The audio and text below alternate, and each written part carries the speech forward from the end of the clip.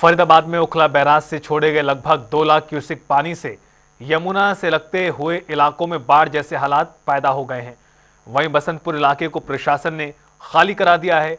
यमुना में बढ़ते जलस्तर के चलते फसलों को भी नुकसान हुआ है। लोगों का कहना है कि यमुना में बढ़ते जलस्तर से कई एकड़ भूमि की फसल नष्ट हो गई। रिपोर्ट दिखाते हैं। हथनीकुंड बैराज से छोड़े गए 3,29,000 क्यूसेक पानी के बाद ओखला बैराज से भी लगभग जो है वो 2 लाख क्यूसेक जो पानी है वो अब तक छोड़ा जा चुका है। और आप इस समय तस्वीरें देखिए, मैं इस समय मोहना गांव में मौजूद हूं।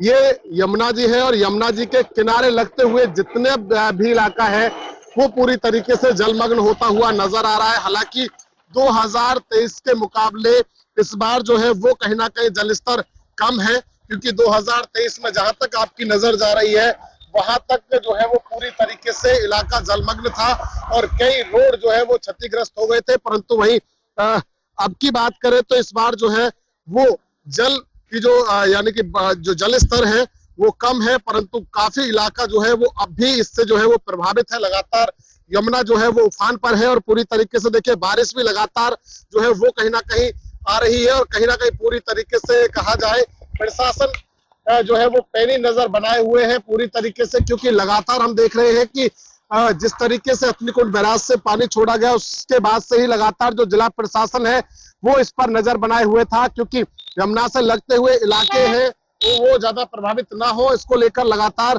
फरीदाबाद डीसी हो या फिर तमाम जो आला अधिकारी हो वो लगातार मौका मुआयना करते हुए नजर आ रहे हैं। बसंतपुर इलाके को खाली करवा दिया गया है क्योंकि वहां पर काफी हद तक जो है वो घरों में पानी घुस चुका है।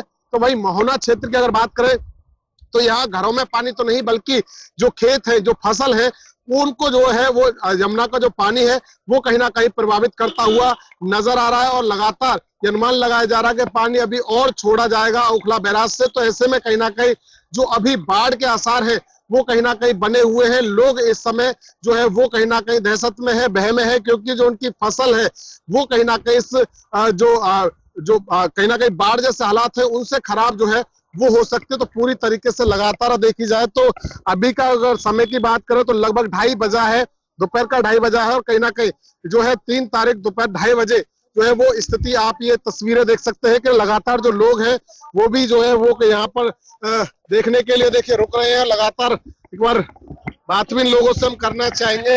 ये भैया कहाँ से आए हैं, क्या कुछ नाम है? भैया कहाँ से आए हो? हम मोहना के हैं जी। मोहना के हैं? हाँ जी। क्या देख रहे हो? पानी देख रहे हैं जी। पानी देख रहे हैं? हाँ जी। तो अभी ज्यादा नुकसान तो नहीं है? क्यों जी, खेत डूब तो गए सब, ये धान और सब्जी अच्छा। सब डूब गई। हाँ जी। अब पहले 2023 में जितना मतलब पानी था उतना नहीं है अब? अभी कम है जी। कम है? हाँ जी। तो यानी कि आसार अभी जो है वो बढ़े हुए हैं और पूरी तरीके से देखिए कहीं ना कहीं भय तो डर तो रहती है। भैया क्या देख रहे हो?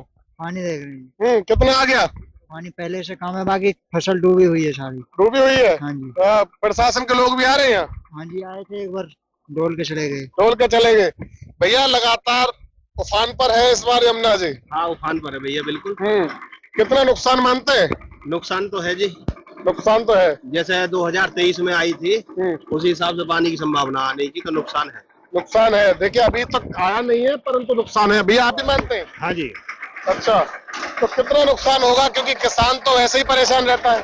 बारिश से पहले ही परेशान है किसान, बाढ़ तो ज्यादा परेशान है। अच्छा, बाढ़ से परेशान है। देखिए बारिश भी लगातार आ रही है और प्रशासन की जो गाड़ियां हैं वो भी लगातार घूमते हुए नजर आ रही है। हरियाणा सरकार की गाड़ी है और ये जो इलाका है वो पूरी तरीके से जो है वो पानी वहां तक जो है वो पहुंचता हुआ नजर आ रहा है। कहीं ना कहीं देखा जाए तो एक तरीके से जो है वो लगातार जो है वो प्रशासन के लोग जो है वो मॉनिटरिंग तो कर ही रहे हैं, परंतु साथ ही साथ जो यमुना का जो जल स्तर है यानी कि यमुना है वो पूरी तरीके से उफान पर नजर आ रही है। और कहीं ना कहीं लोगों के लिए एक तरीके से मुसीबत जो है वो कहीं ना कहीं इस समय बनी हुई है, क्योंकि अगर और ज्यादा जल स्तर बढ़ता है तो उससे गांव के साथ साथ जो है वो किसानों की फसल और खेत भी प्रभावित होंगे। फरीदाबाद से जनता टीवी के लिए मुकेश राजपूत।